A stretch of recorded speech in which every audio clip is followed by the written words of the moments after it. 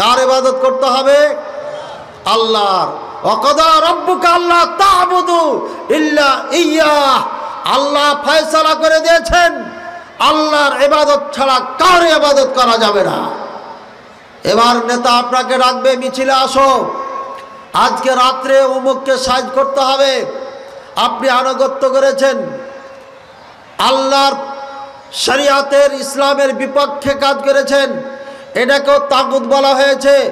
অর্থাৎ তাগুত 5 প্রকার, তার মানে আর এক প্রকার হচ্ছে ওই সমস্ত মানুষ যাদের আনুগত্য অন্ধভাবে করে, এরা হচ্ছে সেই দলভুক্ত। সুতরাং আপনি এর আনুগত্য করার কারণে কালিমাত থেকে বের হয়ে যাবেন, কালিমা থাকবে না আপনার কাছে। তাহলে ইবাদত কার করবেন? আল্লাহর। আর কাউরি ইবাদত করা যাবে? যাবে না। আপনি বেড়ি খান কি খান না? খান। এটা কাজ না কথা? এই যে বেড়ি খাচ্ছেন, এটা কাজ না কথা? কাজ না এটা কি ভাই? কথা বুঝছেন না নাকি আপনারা? হ্যাঁ, ওই যে টান মারলেন, এটা কাজ না? কাজ তো। এই কাজ আল্লাহ পছন্দ করেন? কে পছন্দ করে? শয়তান। এটা শয়তানের ইবাদত হয়ে গেল। আমি যে কথা ওয়াজ করছি কোরআন হাদিস দিয়ে, এটা আল্লাহ পছন্দ করেন না? করেন না? এটা আল্লাহর ইবাদত হয়ে গেল, এটা ইবাদত চলছে। আপনারা বসে শুনছেন, এটা কাজ। এই কাজ আল্লাহ পছন্দ করেন না? করেন না? এটা আল্লাহর ইবাদত হয়ে গেল। সুতরাং সব কিছুই আপনার কথাবার্তা, চাল চলন সব কিছুই আল্লাহ যেই কথায় যেই কাজে সন্তুষ্ট, ওই কথা ওই কাজ করতে হবে। আর বাইরে গেলে শয়তানের ইবাদত হয়ে যাবে। এবার বুঝেছেন? যখন আপনি দোকানে বসে দাড়ি পাল্লা হাতে ধরবেন, এটা একটা কাজ। দাড়ি পাল্লায় ওজনে কম দিচ্ছেন, এটা শয়তানের ইবাদত হয়ে গেল। আর যদি সঠিক মাপ দেন, আল্লাহর ইবাদত হয়ে গেল। আত-তাজিরু সাদিকু ফিল জান্নাহ ফি তাহতা জিল্লির রহমান আরশির রহমান, আও কামা ক্বাল আলাইহিস সালাতু ওয়াস সালাম। সত্যবাদী ব্যবসায়ী আরশের ছায়ার নিচে আশ্রয় পাবে, বলে সুবহানাল্লাহ। সুতরাং এটা একটা ইবাদত। যত কিছু কাজ করবেন সব ইবাদত। আপনারা বসে বসে মিটিং করছেন, আগামী সামনে ইলেকশন হবে, এর আগে আগেই কাকে কাকে মামলায় ঢোকানো যায়, বলবে একটা মাদানিকে মামলা দেওয়া যাক, এর বক্তব্যের কারণে আমাদের ক্ষতি হচ্ছে এলাকায়। এই যে পরামর্শ করলেন, কানাকানি করলেন, এটা কি আল্লাহ খুশি না নারাজ? আল্লাহ নারাজ, শয়তান খুশি না নারাজ? খুশি। তাহলে ইবাদত কার হয়ে গেল? শয়তানের ইবাদত হয়ে গেল। আমি কি বুঝাতে পারলাম? যাহা কিছু বলবেন, যাহা কিছু করবেন, আল্লাহ যদি খুশি থাকে, আল্লাহ যদি মহাব্বত করেন, ভালোবাসেন, তাহলে ইবাদত। আর যদি শয়তান খুশি হয়, শয়তান রাজি থাকে, তাহলে ওটা শয়তানের ইবাদত হয়ে গেল। এবার আপনি চিন্তা করেন, আপনি শয়তানের ইবাদতে আছেন নাকি আল্লাহর ইবাদতে আছেন? আল্লাহ তাআলা বলেছেন, ওমা খলাকতুল জিন্না ওয়াল ইনসা ইল্লা লিয়াবুদুন, আমি মানব এবং জিন জাতিকে শুধু আমার ইবাদতের জন্য আমি সৃষ্টি করেছি।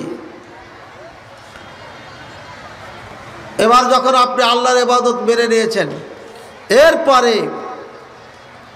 আর কাউরি ইবাদত করা যাবে?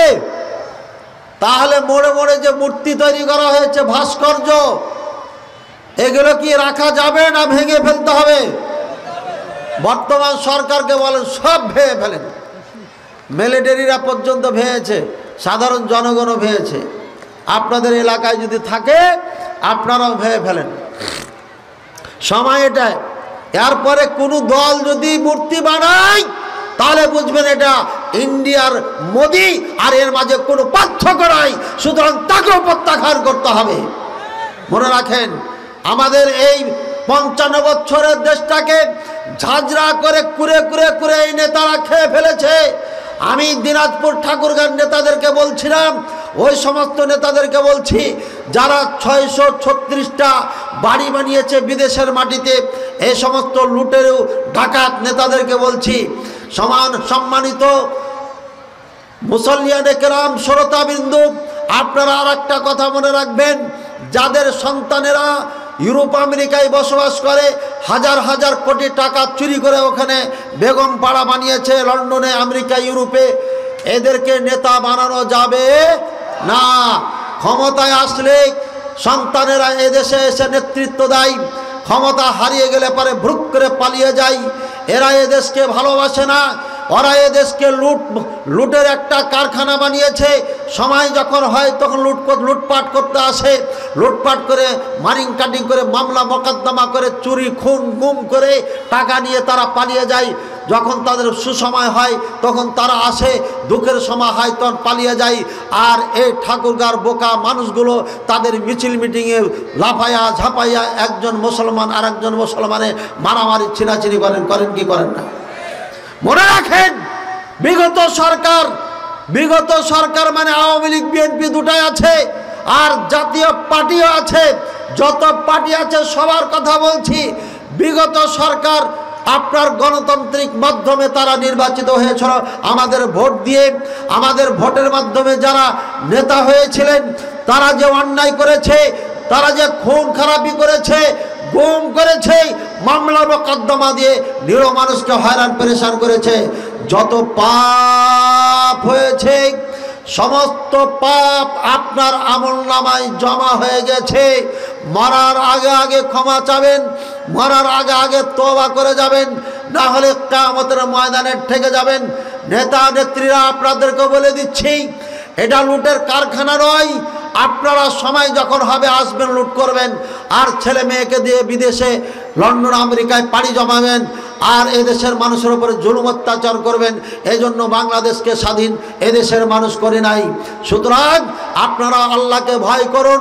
কিয়ামতের ময়দানে আপনাদেরকে দাঁড়িয়ে আল্লাহর কাঠগড়ায় বিচার এবং আল্লাহর কাঠগড়ে দাঁড়িয়ে আপনার বিচারের সম্মুখীন হতে হবে। কুল্লুকুম রাঈন ওয়া কুল্লুকুম মাসউলুন আন রাইয়াতিহি, প্রত্যেকে দায়িত্বশীল, আর দায়িত্বশীলকে কিয়ামতের ময়দানে জিজ্ঞাসা করা হবে। ভাইয়ের আমার, লা ইলাহা ইল্লাল্লাহ, আল্লাহ ছাড়া কোনো সত্য মাবুদ নাই, এক আল্লাহর ইবাদত করতে হবে। প্রত্যেকটি কাজ, প্রত্যেকটি কথা আল্লাহর জন্য বলতে হবে। আর মাদ্রাসার মাঝখানে একটা কথা বলে দিই, মাদ্রাসার ছাত্ররা হয়তো আপনাদের কাছে যাবে, যে যা পারবেন আল্লাহর জন্য দান করবেন। সাহাবায়ে কেরাম আল্লাহর জন্য দান করেছেন, তারা দেখে নাই নাম বলছে কি বলে নাই। আপনি আল্লাহর জন্য, শোনেন কথা শেষ হয়নি, একটা উঠবেন না কেউ, আলোচনা শেষ হয়নি তো, থামেন। আমরা ছেড়ে দেব, আজান দেব, সালাত পড়বেন, এর আগে উঠাউঠি করবেন না। আমি আগে বলেছি আপনাদেরকে দেখে ভয় লাগছে, ওই ভয়ের কাজটা হয়ে গেছে, তারপরও যা হয়েছে হয়েছে, এরপরে আর যেন না হয়। একজনে উঠবেন না কেউ। ভাইয়ের আমার, দিনের মাহফিল, এমন নয় যে ঘুমে আপনার সমস্যা হয়ে যাচ্ছে। আমি আগেই বলেছি এই মাহফিলে হয়তো আমার আপনার শেষ হতে পারে, এই জন্য বিচলিত হবেন না। আচ্ছা, এবার আল্লাহ ছাড়া যাদের ইবাদত করা হয় এগুলো কি রাখা যাবে? মূর্তি রাখা যাবে? মন্দিরে যে উদ্বোধন করা যাবে? যারা হিন্দুদের পূজায় অংশগ্রহণ করেছেন তারা কাফের হয়ে গেছেন। আপনি নেতা হন আর মুসল্লি হন আর হাজি হন, যেই হন না কেন, যারা ফিতে কেটেছেন, যারা তাদের পূজা মণ্ডপে গেছেন, তারা সবাই কাফের হয়ে গেছেন। এটা আমার ফতোয়া নয়, ফতোয়া দেওয়া আছে, লাগলে আমি বের করে দিয়ে দেবো আপনাকে। ওখানে যাওয়ার অর্থ হচ্ছে আপনি এই মূর্তি পূজাকে সমর্থন করছেন, এর মানে কালিমাকে আপনি কতল করেছেন, দফন করেছেন, এই জন্য আপনার কালিমা কেটে গেছে। ইব্রাহিম আলাইহিস সালামকে যখন আল্লাহ বললেন লা ইলাহা ইল্লাল্লাহ দাওয়াত দাও, ইব্রাহিম আলাইহিস সালাম দেখলেন লা ইলাহা ইল্লাল্লাহর মানে এই মূর্তি রাখা যাবে না, তখন কুঠার নিয়ে একটা একটা একটা করে কেটে খান খান করে মাটির সাথে মিশিয়ে দিয়েছিলেন। একা এই পৃথিবীতে ইব্রাহিম ছাড়া আর কেউ নাই। একাই যদি একটা রাজ্যের বিপক্ষে দাঁড়াইতে পারে, লক্ষ লক্ষ কোটি কোটি মুসলমান, আপনারাই সামান্য নেতার বিপক্ষে দাঁড়াইতে পারেন না, আর আপনি বলছেন আমি মুসলমান। কে বলেছে আপনাকে মুসলমান? মিথ্যা দাবি করছেন আপনি মুসলমান। আপনি মুসলমান কে বলেছে আপনাকে? আপনার চোখের সামনে মূর্তি পূজা হচ্ছে, আপনার সন্তান মন্দিরে দৌড়াচ্ছে, আপনার সন্তান যেখানে সেখানে যাচ্ছে, আপনার স্ত্রী মাজারে দৌড়াচ্ছে, আর আপনি বলছেন আমি মুসলমান। আপনার স্ত্রী বাবার কাছে যে তাবিজ বেঁধে নিয়েছে, গলায় লটকা রেখেছে, আর আপনি বলছেন মুসলমান। আপনার স্ত্রী, আপনার ছেলে গরুতে ঘাটে সাটে সেখানে জুতা স্যান্ডেল যাই তাই বেঁধে রাখছেন, আপনার বালা মুসিবত দূর হয়ে যাবে। আর আপনি বলছেন মুসলমান। আপনার ছেলে, আপনি নিজেই দোকান ওপেন করার সাথে সাথে আগরবাতি জ্বালাচ্ছেন। এটা হিন্দুরা আগরবাতি জ্বালিয়ে আগুনের পূজা করে, এই মূর্তি আগুনের পূজা করে ব্যবসা শুরু করে। আপনি আগরবাতি ধূপ জ্বালিয়ে দোকান শুরু করছেন, আর আপনি বলছেন আমি মুসলমান। কে বলেছে আপনাকে মুসলমান? আপনার কালিমা কেটে গেছে। এবার আপনি যখন আল্লাহকে মেনে নিলেন আর অন্য অন্য যত মাবুদ আছে অস্বীকার করলেন, প্রত্যাখ্যান করলেন, এবার কার আইন অনুযায়ী চলবেন আপনি? আল্লাহ। আল্লাহর আইন অনুযায়ী যদি আপনি না চলেন, আপনার কালিমা কেটে গেছে। এটা নেতার জন্য আলোচনা, আপনার জন্য আলোচনা। এই দেশ চালাইতে হবে আল্লাহর আইনে। যারা আল্লাহর আইনের দেশ চালাবে না, তারা কালিমাওয়ালা মুসলিম থাকবে না। আপনি ঠিক বললেন। আপনি নিজকে কালিমা অনুযায়ী চালাইছেন? বলেন, চালাইছেন? আপনার নিজে অনেক ভাই আছে, আপনি দাড়িটা রাখতে পারেননি, আর আপনি ঠিক বললেন। কই কালিমা আপনার? আল্লাহর আইন তো আপনার মাঝি নাই। আপনার স্ত্রী পর্দা করে না, বাজার গরম করে দিয়েছে। জাদুরানির বাজার যদি গরম হয়ে যায় ইসলামী মাহফিলে, মাদ্রাসার মাহফিলে, এত বড় বড় হুজুরা এখানে আসছে, তাহলে পরে আপনি বললেন কেমনে নেতার কালিমা নেই? আপনার কালিমা কোথায়? আপনি এখানে বক্তব্য শুনছেন, আপনার মেয়ে বাজার গরম করছে। কত বন্ধুর থেকে যে কতবার জিলাপি খাওয়া হলো আপনার মেয়েটার আল্লাহ ভালো জানে। ভাইয়ের আমার, কালিমা কেড়ে যাচ্ছে আপনার। মুসলিম হতে হবে, আবার মুসলিম। কোরআন সুন্নাহর বাইরে যাওয়া যাবে না। প্রত্যেকটা ক্ষেত্রে আল্লাহ সন্তুষ্টি আপনাকে কামনা করতে হবে। যদি এটা না করেন তাহলে পরে আপনার কালিমা কেটে যাবে। আমি বুঝাইতে চাইলাম কালিমা কয়টা দাবি? 3টা। এই বইয়ের মধ্যে কালিমা দাবি লেখা আছে, এটা নিয়ে যাবেন। কালিমা দাবি কয়টা? 3টা। 1 নম্বর, আল্লাহর, একমাত্র আল্লাহর ইবাদত করতে হবে, আর কাউরে ইবাদত করা যাবে না। 2 নম্বর, আল্লাহ ছাড়া যত জিনিসের ইবাদত করা হয় সব বেলাকে প্রত্যাখ্যান করতে হবে। না পারলে ধ্বংস, না করতে পারলে সম্পর্ক ছিন্ন করতে হবে।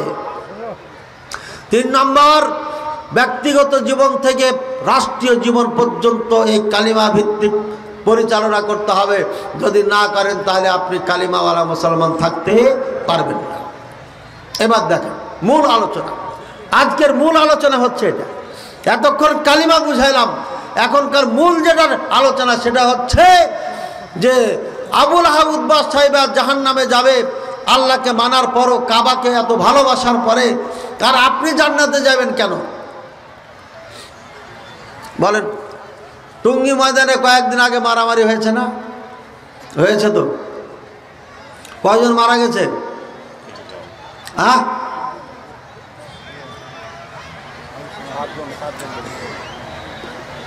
4 জন মারা গেছে। তাবলীগের নেতার মুখ থেকে 4 জন আমরা শুনেছি, আর ফেসবুকে অনেক লেখালেখি হচ্ছে, আহত তো হয়েছে। এই তাবলীগ জামাত আমি অনেক করেছি, ছাত্র বয়সে তাবলীগ জামাতে যেতাম। যখন বুঝতে পারলাম তখন এই তাবলীগ জামাতকে তালাক দিয়ে দিলাম, একদম বাইন কোবরা দিয়েছি, মানে বড় তালাক, আর নেওয়া যাবে না, এটা একদম হারাম হয়ে গেছে। হিলা করে দেবে নাকি? হিলা করে দেবে। হিলা কি? কালিমাওয়ালা বানাইতে হবে এদেরকে। এই কালিমাওয়ালা দেখেন, আমাদেরকে কালিমা শিখিয়েছিল। ভাই কালিমার অর্থ হচ্ছে আল্লাহ ছাড়া কোনো মাবুদ নাই। এভাবেই বলে না, ভাই ভাই করে বলে, স্টাইলটা তাদের খুব ভালো। এরপরে বলেছে ভাই কালিমার হাকিকত কি, মানে কালিমার দাবি কি, কালিমার উদ্দেশ্য কি, কালিমা চাই কি। তো আমাদেরকে শিখাইছিল ওই সময় যে যার থেকে হতে দেখা যায় তার থেকে হয় না, যার থেকে হয় তাকে দেখা যায় না। বুঝেছেন? এবার আম গাছ থেকে আম হয়, আসলে আম গাছে দেয় না, যে দেয় তাকে দেখা যায় না, মানে কে? আল্লাহ। আমি প্রথমেই বলেছি, মক্কার কাফেরদেরকে যদি বলো রেজেক কে দেয় তোমাদের, জমিন থেকে আসমান থেকে, ওরা কি বলতো? আল্লাহ। তাবলীগ জামাত ভাইয়েরা দেখছে মুখলেস মাদানি যে ব্যাখ্যা দিল কোরআন সুন্নাহর আলোকে, এই কোরআন সুন্নাহ অনুযায়ী যদি আমি কালিমার দাওয়াত দিই, তাহলে ভারতের নিউ দিল্লিতে সেন্টার করা তো দূরের কথা, তাবলিগের নামই নেওয়া যাবে না। তখন ওরা কালিমার অপব্যাখ্যা করে মক্কার কাফের যা মানত, ইন্ডিয়ার হিন্দুরা যা মানে, ওটার সাথে মিলিয়ে দিয়েছে। এবার গণ্ডগোল শেষ হয়ে গেছে। এই জন্য ইন্ডিয়াতে তাদের সেন্টার, মোদিবাদ তাদেরকে নিষেধ করে না, অথচ পিস টিভিতে আলোচনা করার জন্য আমাদেরকে যখন ইন্ডিয়াতে আহ্বান জানাচ্ছিল, ডাক্তার জাকির নায়েককে অনুমতি দেওয়া হয় নাই। বলে যে এখানে দিনের ইসলামের কোনো কাজ আমার দেশে করার অনুমতি নেই। ইসলামের কাজ যদি অনুমতি না থাকে, তাহলে পরে নিজামুদ্দিন আউলিয়ার এই দরবারের পাশে নিউ দিল্লিতে তাবলিগের সেন্টার কেমনে হয়? এবং এই তাবলিগ জামাত ভারতে যেমন পারমিশন প্রাপ্ত, কোনো সমস্যা নাই, বাধা নাই, ইসরায়েলও নাকি এদেরকে ভিসা দেয়, ইসরায়েলও নাকি না করে না। চিন্তা করেছেন যে বাংলাদেশের পাসপোর্টে ক্রস চিহ্ন দেওয়া আছে, ইসরায়েল যাওয়া যাবে না, তাবলিগ জামাতের নাম বললে পরে ভিসা পাওয়া যায়। চিন্তা করেছেন? তাহলে কারণ কি?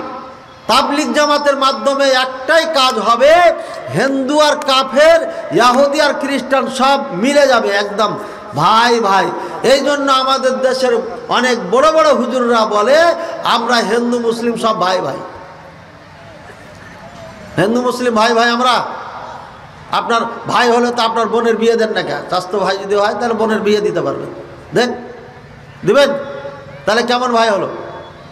আপনি যে ভাই ভাই বললেন, আপনি বলেন আদমের সন্তান হিসাবে আমরা সবাই মানুষ, আদমের সন্তান আমরা, আদমের দিক দিয়ে আমরা ভাই ভাই। আপনি ভাই ভাই সরাসরি বলছেন মানে এত দরদ দেখা দরকার কি? আপনি বলেন বাংলাদেশের আমরা সবাই নাগরিক, হিন্দু বৌদ্ধ খ্রিস্টান ইহুদি মুসলিম যত যা আছে সবাই আমরা নাগরিক। সুতরাং নাগরিক প্রত্যেকেরই অধিকার আছে, হক আছে এই বাংলার জমিনে তার স্বাধীনতা, নাকি স্বাধীনভাবে চলাফেরা, স্বাধীনভাবে ব্যবসা বাণিজ্য করা, মুক্তভাবে কথা বলা অধিকার সবার আছে, সবার সমান অধিকার। আপনি এই বক্তব্য না দিয়া আপনি বলেন হিন্দু মুসলিম বৌদ্ধ সব ভাই ভাই, আপনি কোথায় পেয়েছেন এটা? শুনুন, যারা এই সরাসরি এমন কথা বলবে আমরা ভাই ভাই, কাফের হয়ে যাবে, সাথে সাথে কাফের। এটা আকীদা, মুসলমান থাকবে না। ভাইয়ের আমার, এই ঐতিহ্যবাহী মাহফিলের আজকের যে গুরুত্বপূর্ণ বিষয় ছিল একজন মুসলিম, খাঁটি মুসলিম হওয়ার জন্য, এই খাঁটি মুসলিম কালিমাওয়ালা মুসলিম যদি হতে হয়, তাহলে আপনাকে কালিমাওয়ালা মুসলিম হতে হবে, যেই কালিমার জন্য আদম আলাইহিস সালাম পর্যন্ত 10,000 নবীকে হত্যা করা হয়েছে। এই কালিমার জন্য ইব্রাহিম আলাইহিস সালামকে আগুনে নিক্ষেপ করা হয়েছিল। এই কালিমার জন্য ইব্রাহিম সালামকে দেশান্তরিত হতে হয়েছিল। এই কালিমার জন্য ঈসা আলাইহিস সালামকে হত্যা করতে গিয়েছিল। এই কালিমার জন্য মুসা আলাইহিস সালামকে দেশান্তরিত হতে হয়েছিল। এই কালিমার জন্য জাকারিয়া আলাইহিস সালামকে হত্যা করেছিল। এই কালিমার জন্য ইউসুফ আলাইহিস সালামকে আপনার বহুদিন পিতার থেকে দূরে থাকতে হয়েছে। কারণ এই কালিমাওয়ালা একজন নবী, তিনি দাওয়াত দিতে পারবে না যদি এখান থেকে তাকে দূরে সরিয়ে না দেওয়া যায়। ভাইরা, যত পৃথিবীতে নবী এসেছে সকলকে একই বাক্য শিখিয়েছেন আল্লাহ তাআলা, বলো লা ইলাহা ইল্লাল্লাহ, অর্থাৎ এই জমিন আমার, আসমান আমার, জমিন আসমানের মাঝে যা আছে সব কিছু আমার, আমারই ইবাদত চলবে। আর কাউরির সামনে কেউ মাথা নত করবে না, কাউরি কাছে চাবে না, কাউরি কাছে রুকু করবে না, কাউরির সামনে অন্বেষণ করবে না, কাউরি দুঃখে দুঃখিত হবে না, ব্যথায় ব্যতীত হবে না। এই করে মুসলমান কাফের একাকার হবে না। আমার জন্য পৃথিবীতে যতদিন পর্যন্ত শিরক থাকবে, আমার বান্দারা তারা যুদ্ধ করবে, জিহাদ করবে, ইসলামকে কায়েম করবে। এই জন্য আল্লাহ তাআলা আমাদেরকে মুসলিম বানিয়ে কালিমা দিয়ে পাঠিয়েছেন। কিন্তু আজকে কালিমা না বোঝার কারণে আজকে মুসলমান লাঞ্ছিত, পদদলিত হচ্ছে। ভাইয়ের আমার, বর্তমান সময় এমন চলছে, বাংলাদেশকে দ্বিতীয় ফিলিস্তিন বানানোর জন্য চেষ্টা চলছে। আমরা না বুঝলে পারে ফিলিস্তিনের এক মুজাহিদ বক্তব্য দিয়েছে, বাংলার মুসলমান সাবধান, বাংলাদেশকে দ্বিতীয় ফিলিস্তিন বানানোর জন্য পায়তারা করছে। আমি হঠাৎ করে চিন্তা করতে লাগলাম, বক্তব্যটা দেখে চিন্তা করে দেখি আসলে মিল খেয়ে যাচ্ছে। কেমনে? নেতানিয়াহু শয়তান এই কসাই গাজার ফিলিস্তিনের লেবাননের মুসলমানকে হত্যা করছে বম মেরে মেরে, আর মোদি হচ্ছে তার ঘনিষ্ঠ বন্ধু, অস্ত্র পাঠিয়েছে, সৈন্য পাঠিয়েছে। মোদি চিন্তা করছে আমার দেশে 22 কোটি মুসলমান, কেমনে কি করি। তখন মোদিকে কানে কানে বলে দিয়েছে, তুই তো বোমা মারতে পারবি না, বোমা মারলে তো তোরই ক্ষতি হবে, সুতরাং তুই কি কর, বুলডোজার দিয়ে মুসলমানের বাড়ি ভাঙ আর ওদেরকে হত্যা কর, আর আমি জেলখানা বানিয়েছি, তুইও জেলখানা বানিয়ে ভরে দে। লক্ষ লক্ষ মুসলমান নরনারীকে কুকুর শিকারের মতো, ছাগল বকরির মতো গোয়াল ঘরের মধ্যে ভরে রেখেছে এই কসাই মোদি। আমার এগুলো বলার দরকার ছিল না। ইন্ডিয়ার ভাইদের ভালোবাসার কদর করি, ইন্ডিয়ার ভাইদের এই ভালোবাসা যেন আল্লাহ কিয়ামত পর্যন্ত রাখে, কিয়ামতের ময়দানে তাদের সাথে যেন আমাদের সাক্ষাৎ হয়। তারা বলছে, শায়েখ আপনি একবার আসুন আমাদের দেশে, আল্লাহ সাক্ষী আছেন। আমাকে বারবার বলছে আপনি 40 নেবেন না, 50 নেবেন না, কত টাকা নেবেন, আপনি আমাদের বাংলাদেশে আসেন। কিন্তু ওখানে গেলে পারে আমি যদি 10 দিন বক্তব্য দিই তাহলে পারে কত টাকার মালিক হব চিন্তা করেন। কয়দিন 40,000 টাকা করে নিলে পারে 10 দিনে কত হাজার হবে হিসাব করে নেন।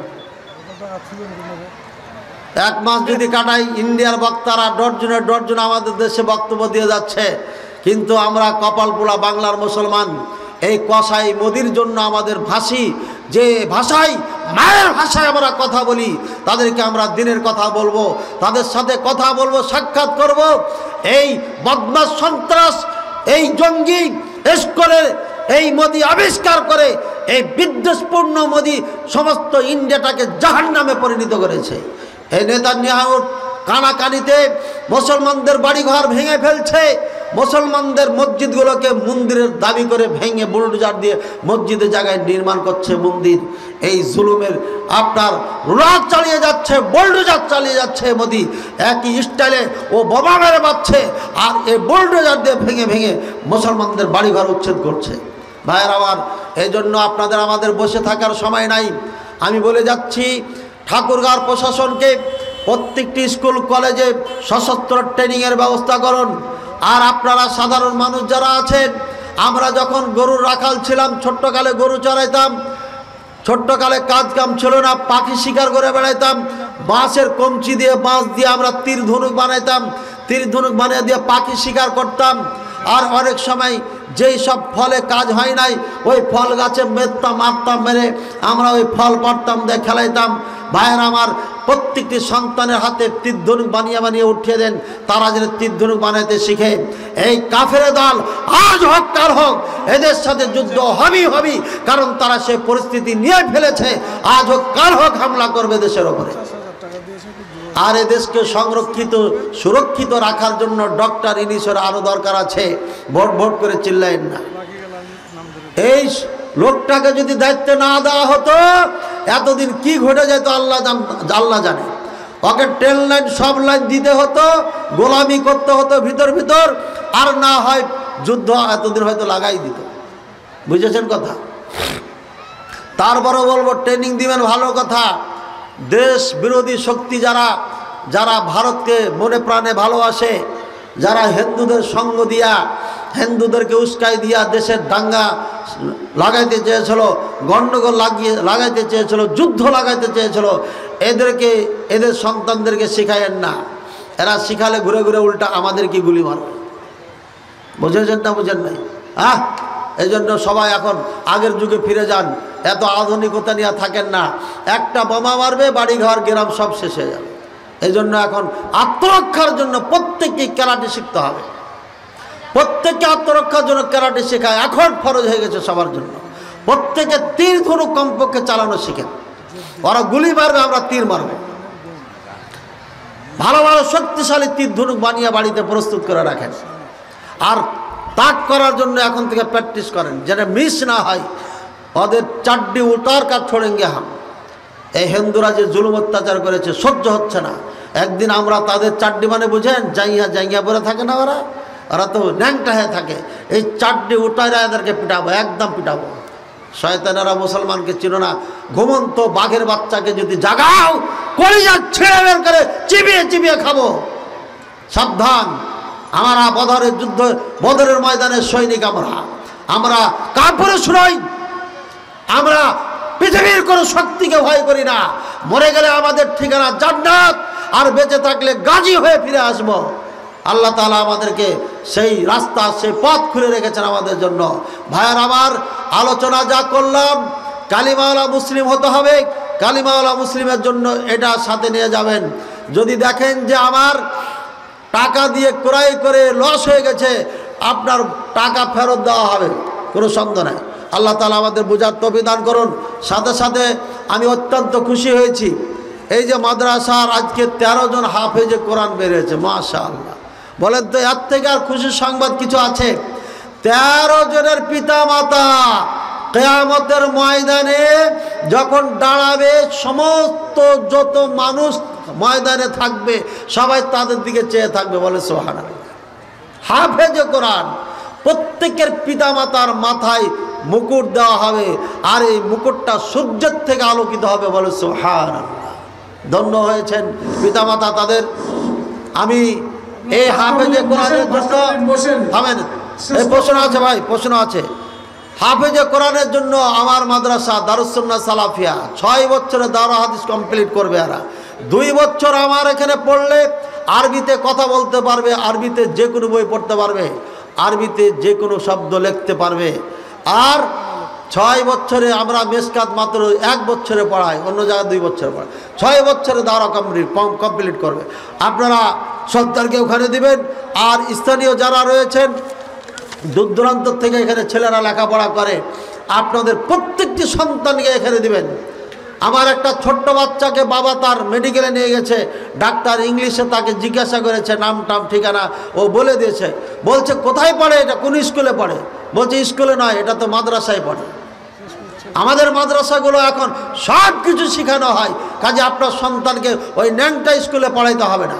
ছেলে মেয়েদের সবার জন্য আপনারা লেখাপড়ার ব্যবস্থা এমন করুন, সন্তানকে যেন ন্যাংটা স্কুলে যেতে না হয়। হয় তারা সিলেবাস পরিবর্তন করবে, আর না হয় স্কুলকে বর্জন করতে হবে। রিজিকের মালিক আল্লাহ। আল্লাহ আমাদের বুঝার তৌফিক দান করুন।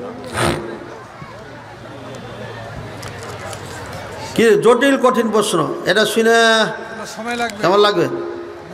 কমপক্ষে 2-1টা উত্তর দিয়ে দিই।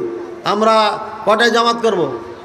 জামাত সময় হয়ে গেছে, জামাতের সময় এসে শর্ট করে দাও। তো আপনার এই নামাজের টাইম শেষ হয়ে গেছে, 4:20-25 দিকে আমরা জামাত করবো ইনশাআল্লাহ। কয়েক মিনিট। বর্তমানে আহলে হাদিসদের মাঝে মতানৈক্য অনুভব করছি বা দেখতে পাচ্ছি, এর কারণ কি? আমি তো দেখতে পাই না। আহলে হাদিসের মাঝে কি আছে? অনৈক্য না, মতনৈক্য, মাসলা মাসাইলে মতনৈক্য, এটা একটা হচ্ছে দলের দিক দিয়ে মতনৈক্য। দল আমাদের বাংলাদেশে জমিয়তে আহলে হাদিস পুরানো একটা দল। জমিয়তে আহলে হাদিস থেকে আন্দোলন হয়েছে। এরা 2 দল আপন গতিতে কাজ করে যাচ্ছে, কেউ কারোর সাথে মারামারি করে না, করে? তবে মতনৈক্য কোথায় সৃষ্টি হলো? মতনৈক্য আমি যদি গবেষণা করে দেখি, খাস করে মাদানি যারা আলেম আছি আমরা, আজ পর্যন্ত কোনো মাসালায় দ্বিমত কাউরির আছে আমার জানা নেই। শেখ মতিউর রহমান মাদানি হাফিজাহুল্লাহ, উনি সবার প্রিয় একজন মানুষ। উনার ফতোয়া মাসলা মাসাইল শুনবেন আর আমাদের শুনবেন। এক কথায় 2-1টা মাদানি বলতে পারি না, আমার জানা নাই। তবে 100 কোনো মাদানি কোনো মাসালা নিয়ে দ্বিমত আছে আমার জানা নাই। ঠিক আছে, মাসালাগত কোনো দ্বিমত নাই। এখন মাসলাগত দ্বিমত হয়েছে কাদের? বাংলাদেশে কিছু আলেমদের মাঝে। যেমন মাসালা কিছু আছে একদম ছোটোখাটো বিষয়, এগুলো বিবাহিতা মেয়ে বাবার বাড়ি থাকলে 3 দিনের বেশি জামাইকে টাকা দিয়ে রাখতে হবে, এটা একটা মাসালা। কোন এক আলেম বলেছেন, কিন্তু গোটা বাংলাদেশের আমরা আলেম যারা আছি আহলে হাদিস কেউ কিন্তু এটা বলি না। এই মাসালা ভুল মাসালা। এভাবে দ্বিমতের মাসালা আছে, যেটা হানাফি ভাইয়েরা বারবার বলে। 2 আজান, দ্বিতীয় আজান যেটা দেওয়া হয়, মানে প্রথমে যেটা দেওয়া হয়, এটা দ্বিতীয় বলা ঠিক হয়, প্রথমে যেটা দিই আমরা, এটা বেদাত। এটাই একজন আলেম বলেছে আমার জানা মতে, এটাও ভুল মাসালা, এটা বেদাত বলা যাবে না। তবে আমরা বলি রাসূলুল্লাহ সাল্লাল্লাহু আলাইহি ওয়াসাল্লাম সারা জীবন যেটার উপর আমল করেছেন ওটা করেন, মানে এক আজান, দুই আজান, দ্বিতীয় আজানকে বেদাত বলা যাবে না। যিনি বলেছেন ভুল বলেছেন, তাহলে মতনৈক্য থাকলো কোথায়? একজন ভুল করলে আপনি মতনৈক্য বলবেন, এটা হতে পারে না। আরও কিছু মাসালা আছে, লা ইলাহা ইল্লাল্লাহ মুহাম্মাদুর রাসূলুল্লাহ শিরকি কালিমা, আমরা সমস্ত উলামায়ে কেরাম একমত এটা শিরকি কালিমা নয়, যিনি বলেছেন ভুল বলেছেন। আর কি মাসালা আছে? আকীদা আমাদের সব এক, আকীদা আমাদের সব এক, মাসলাগত সব এক, এটা থাকবে, ঠিক আছে। এই দুই একজন আলেমের কারণে মতনৈক্য আপনারা দেখতে পাচ্ছেন। তারপরে ইদানিং একটা বিষয় নিয়ে বলছে একে অপরে হিংসা। আমি আল্লাহকে সাক্ষী রেখে বলি আমরা কাউকে না হিংসা করি না, তবে কেউ হিংসার মতো আলোচনা করে, হিংসার মতো কথা বলে, মানে এমন কথা বলে যে তার থেকে বড় আলেম এই জমিন আর কেউ নেই, অথচ ভুল করছে মাসালাতে, মাসালায় ভুল করে বলে আমার মতো বড় আলেম কে আছে বেটা, কথা বলছেন। তারপরে কোনো ভুল করে দিয়ে যদি বলে, আমি বলি আর কেউ বলে তোরা এই বেটা হিংসা করার জায়গা পাও না, তোমাকে মাটির সাথে গাড়িয়ে দেবো। আচ্ছা হিংসা, আমার ভাই যদি একটা কথা নেটে ছেড়ে দেয় তাহলে আমি এখানে তার জবাব দিতে পারবো না? সে যে ভুল গোটা পৃথিবীবাসীর কাছে এই ভুল মেসেজ পাঠিয়েছে, এটা সমাধানের জন্য আমাকে এখান থেকেই মেসেজটা দিতে হবে সমাধানের। এটা হিংসা নয়, এটা হিংসা নয়। আর একটা বহুল আলোচিত একটা বিষয় নিয়ে কিন্তু বলা হচ্ছে স্পষ্টভাবে, অনেকে জানে, অনেক যুবকেরা আমাদেরকে গালিগালাজ করেছেন। আমাদের এক ছোট ভাই প্রধান উপদেষ্টার ডাকে গেছেন উনি।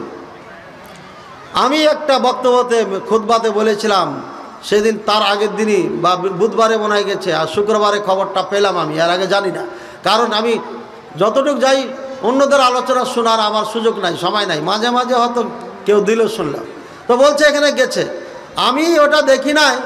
আমি বলতে চাইলাম যে আমাদের দুইটা বড় বড় সংগঠন আছে, আপনার আমাদের নেতা আছে, আহলে হাদিসের পক্ষ থেকে যদি নিয়ে যান তাহলে নেতাদেরকে নেবেন, ঠিক আছে, বাচ্চাদেরকে কেন নিচ্ছেন? আমি কাকে বলেছি? এটা প্রধান উপদেষ্টাকে বলেছি আমি, যে আপনি বাচ্চাদেরকে নিয়ে কিসের মিটিং করেন? আমাদের তো বড় বড় নেতা আছে, তাদেরকে নিয়ে মিটিং করেন। কথাটা ফের মিল খেয়ে গেল। পরে দেখতেছি বাচ্চা বলেছে যে আমি 3.5 কোটি মানুষের আহলে হাদিসের পক্ষ থেকে প্রতিনিধি আমাকে মনে করতে পারেন। ভাই তোমাকে প্রতিনিধি কে বানিয়েছে? দলিল দাও, আর না হলে ক্ষমা চাও। হয় ক্ষমা চাইতে হবে, আর না হলে প্রতিনিধি কে বানিয়েছে? ডক্টর আব্দুল্লাহ ফারুক হাফিজাউল্লাহ তোমাকে প্রতিনিধি বানিয়েছে, ডক্টর আসাদুল্লাহ গালেব হাফিজাউল্লাহ প্রতিনিধি বানিয়েছে, দুই দলের দুই নেতা ডক্টর মুসলিহউদ্দিন হাফিজাউল্লাহ তিনি এক দলের নেতা, তিনি তোমাকে প্রতিনিধি বানিয়েছে। যদি না বানায় তাহলে তুমি কেন বললা প্রতিনিধি? তুমি যাও প্রধানমন্ত্রী হয়ে যাও, আমাদের আপত্তি নেই। আমরা হিংসা করছি না, কেন হিংসা করব? আমাদের ভাই যদি কেউ প্রতিনিধি হয়ে যায়, আমাদের ভাই যদি কেউ প্রধানমন্ত্রী হয়ে যায়, এটা হিংসার কথা? যে হিংসা করবে ওটা বোকার জগতে আছে। হিংসা করেননি, তারপরও আবার জোর করে হিংসা চাপাই দিচ্ছেন কেন? আমি তো ডক্টর ইউনূস সাহেবকে পরামর্শ দিয়েছি, আর গোটা চাপিয়ে দিচ্ছেন কেন? আপনি বলছেন লজ্জা শরম থাকার দরকার, কেন বললেন এ ভাষা? আপনি এত কাহিনী শুনালেন কেন? এই জানি ওই জানি, এই করি ওই করি। আরে আপনার থেকে কোন দিকে কম আছে আমরা? আমার আলহামদুলিল্লাহ, বুঝছেন। এক সময় এক ভাই আমাকে বলছেন যে 6 ভাষার মালিক, 6 ভাষার মালিক কার বিপক্ষে কথা বলছেন? আমি বলেছিলাম 6 ভাষার মালিক আমিও 6 ভাষা জানি। উনি বললেন ইংলিশে 1 ঘন্টা বক্তব্য দিয়ে দেখেন তো আপনি। আমি বললাম আপনাকে পুরো খানদানকে চ্যালেঞ্জ করছি, 5 মিনিট ফার্সিতে বক্তব্য দিয়ে দেখেন, আর আমি দিচ্ছি, কত ঘন্টা নেবেন আপনি? ও যদি আমার থেকে একটা ভাষা ভালো বেশি জানে, আমি আরেকটা জানি যেটা আপনার খানদানে নেই, বাস চুপ হয়েছে, মাথা নিচে করে ফেলছে। এগুলো আমরা তো বলি না রে ভাই। আমি যেখানে বলেছি, আমার লেখাপড়ার পরিচয় আমি যেখানে দিয়েছি ওই বেদাতি এলাকায় দিয়েছি, আর আমি এভাবে বলেছি তাদেরকে বোঝানোর জন্য, এই আমি হাতিয়ার ছাত্র, আমি হেদাতুন কাফিয়া নাহাবিবের মতাকারী, ওখানে হুঙ্কার দিয়েছি তাদের বোঝানোর জন্য। আমি আহলে হাদিস সমাজে অহংকার করে গৌরব করে আল্লাহর কসম সাক্ষী রেখে কখনো বলি না, কখনো বলি না। বাংলাদেশ ভারতে মুনাজারা বহাস করেছি। চাঁদপুরি সাহেব চ্যালেঞ্জ করেছে, এই তোদের বক্তা আসলে আমার সাথে বহাস মুনাজারা করে মাহফিল করবে। আমি বললাম আসতেছি। ওই গ্রামে হারিকেন পর্যন্ত জ্বালানো ছিল না, নিমিয়ে পালাইছে সব। আলহামদুলিল্লাহ, আমি তো এগুলো কখনো বলি না।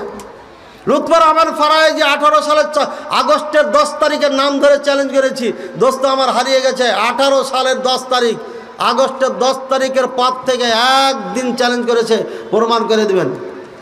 আর বাড়ি যা মুনাজারা করে আসবো। আমি তো এগুলো অহংকার ফকর করিনি। তারাই তো আমার হাত পা ধরেছে, শাহেক একটা মুনাজারা করে দিতে হবে। আমি না, তোমরাই যাও, এখন তো তোমরাই করবে, আমরা আর কয়েকদিন থাকবো, দাড়ি চুল পেকে গেছে, তো হিংসা করি কেমন? ভাইয়ের আমার, মতলক্কা আহলে হাদিসের মধ্যে নাই। করলে 2-1টা আলেমে করেছে, তারা না বুঝার কারণে ভুল ফতোয়া দিয়েছে, যার কারণে আমরা সঠিকটা বললে ইউটিউবার যারা আছে ভিউ বাড়ার জন্য এটাকে লাগিয়ে দেয়। এই যে বললাম, এটাকে যে কিভাবে কে লাগাবে আল্লাহ ভালো জানে, কি আগুন লাগে। সুতরাং লাগিয়ে দেওয়ার পরে যারা যাকে ভালোবাসে তার পক্ষ নিয়ে আরেকজনকে গালি দেয়। শুনুন, সব আলেমকে ভালোবাসতে শিখেন, যেটা সত্য ওটা গ্রহণ করতে শিখেন, যেটা সত্য ওটা গ্রহণ করতে শিখেন, অসত্যকে অসত্য বলতে শিখেন, জানতে শিখেন, বলতে শিখেন। কাউরি পক্ষপাতিত্ব করবেন না। এই বাংলাদেশের মাটিতে আলহামদুলিল্লাহ প্রত্যেকটা আলেমের কিছু না কিছু খিদমত আছে, সেবা আছে। কেউ চাপার জোরে এগিয়ে গেছে, কেউ চাপা নাই বলে পিছিয়ে গেছে, পার্থক্য এতটাই। কিন্তু যাদেরকে চিনেন জানেন, তাদের থেকে কোটি কোটি এলেম কালাম বেশি আছে, এমন আলেম বাংলাদেশে বহুত আছে। বুঝেছেন না? বুঝেন না? এই জন্য একজনের ভক্ত অন্ধভক্ত হবেন না। তাকলিদের বিপক্ষে যুদ্ধ করতে করতে চুল পাকিয়ে দিলাম, কালো চুল নিয়ে আসলাম দেশে, চুল সাদা হয়ে গেল। কয়েক বছর বই লিখতে পারিনি, এ বই 2 টাকারই লিখেছি। এরপরে 2 বছর থেকে আবার 6-7টা লেখা আছে, ছাপাইতে পারছি না, মাদ্রাসার টানাটানিতে। যাক, এটা একটু লম্বা করলাম, প্রয়োজন ছিল তাই, যাতে এরপরে কেউ অহংকার আর গৌরব করে কারোর আপনার জোরপূর্বক চাপিয়ে না দেয়। পিছনে যাও, বই নিতে চাইলে পিছনে গাড়ি আছে, আপনার গাড়ির থেকে নেবেন। ওখানে সুর দিয়ে ওয়াজ করা কি জায়েজ? জৈনক আহলে হাদিস বক্তা বলছে না জায়েজ, হারাম। যিনি বলেছেন ভুল বলেছেন, এটাও ভুল ফতোয়া। তবে সমাধান কি? সুর দিয়ে ওয়াজ করার মধ্যে কল্যাণ নাই। বুঝেছেন তো? মাঝখানে কিন্তু আমি একবার টান মেরেছিলাম না, ওই যে তুলিয়াত আলাইহিম আয়াতুহু, টান মেরেছিলাম একবার। মাঝে মাঝে এসে যাবে, এটা সমস্যা না। কিন্তু ওই বক্তা পেশাদার যারা গানে গান, গানে গান, গানে গান, গান গান, গান গান, এইগুলো চলবে না, জায়েজ নেই। এগুলোর কারণে আলেমদেরকে মানুষ অ্যাকসেপ্ট করছে না। আলেমেরা সুর দিতে পারে না, তখন আলেমদের বক্তব্য শুনে না। ঠিক আছে, সুর দেওয়া এটা হারাম নয়, তবে অপছন্দনীয়, এটা নিয়ম না, এটাকে বর্জন করা ভালো। কিন্তু ঢালাও হারাম বলে দিবেন, এটা জায়েজ না। এবার দলিল দিই, আমি সুরের দলিল দিই। মেলা উত্তর তো অনেক দিয়েছেন মনে হয়। আল্লাহ রাসূল সাল্লাল্লাহু আলাইহি ওয়াসাল্লাম বলছে, মান লাম ইয়াতাকান্না বিল কোরআন ফালাইসা মিন্না। আমার না, কোরআন দিয়ে যারা গান গায় না, তারা আমার দলভুক্ত নাই। তো কোরআনকে গান গাওয়া মানে কি? সুন্দর করে পড়তে বলেছে, সুন্দর কণ্ঠে বলতে বলছে। সুতরাং আল্লাহ যাকে কণ্ঠ দিয়েছে, সে সুন্দর করে মানুষকে যদি বুঝায় কোরআন হাদিস দিয়ে, ওটা জায়েজ আছে, হারাম না। হারাম বলা যাবে। কোরআনই তো সুন্দর কণ্ঠ দিতে বলছেন আল্লাহ, তাহলে বাংলা ভাষায় কেন দেওয়া যাবে না? তো দলিল দিয়ে দিলাম না, দিয়েছি না দিনে? হ্যাঁ, আর মরার পরে তো হুরেরা গান গাইবি, এরা তো গান গাইবি। ফটোকপি বক্তা নিয়ে বড় সমস্যা। যে যার ফটোকপি করে, যেটা মেন কপি, ওখানে যদি ভুল থাকে তাহলে ফটোকপি তো ভুল হবে না। ফটোকপি বক্তারে সব বক্তা ফতোয়া দিয়ে বেড়াচ্ছে। ভাই, তোমরা ফতোয়া দিচ্ছ কেন? তোমরা ফতোয়া দাও কেন? নিজকে এত বড় আলেম মনে করো কেন তোমরা? হ্যাঁ, সলাতের জন্য আসলে ইজতেমার মাঠে 7 গ্রুপ ও জুবাইর গ্রুপ মারামারি, 4 জন নিহত, এটা তো বলে দিয়েছি। শোনেন, যারা নিহত হয়েছে এরা শহীদ বলে কেউ ঘোষণা দিয়েছে, দলীয় আলেমগরা না, শহীদ না। বরং রাসূল সাল্লাল্লাহু আলাইহি ওয়াসাল্লাম বলেছেন, আল কাতিল ওয়াল মাকতুল ফিন্নার। হত্যাকারী এবং যে হত্যা হয়েছে, দুইটাই জাহান্নাম। কেন? রাসূল সাল্লাল্লাহু আলাইহি ওয়াসাল্লাম বলে দিয়েছেন, একজন আরেকজনকে হত্যা করার জন্য সে আগ্রহী ছিল, একজন হত্যা করতে পেরেছে, একজন পারেনি, কিন্তু দুইজনই চেষ্টা করেছে আর মরে গেছে, ও জাহান্নামে। চেষ্টা করে নাই, ভাই আমাকে মারিস না, আমি তো ইজতেমার বক্তব্য শুনতে এসেছি, আমি তো কোনো পন্থী বুঝি না, তারপর ওকে মেরে ফেলেছে, তাহলে মুসলিম হিসাবে সে জান্নাতে যাবে নিঃসন্দেহে।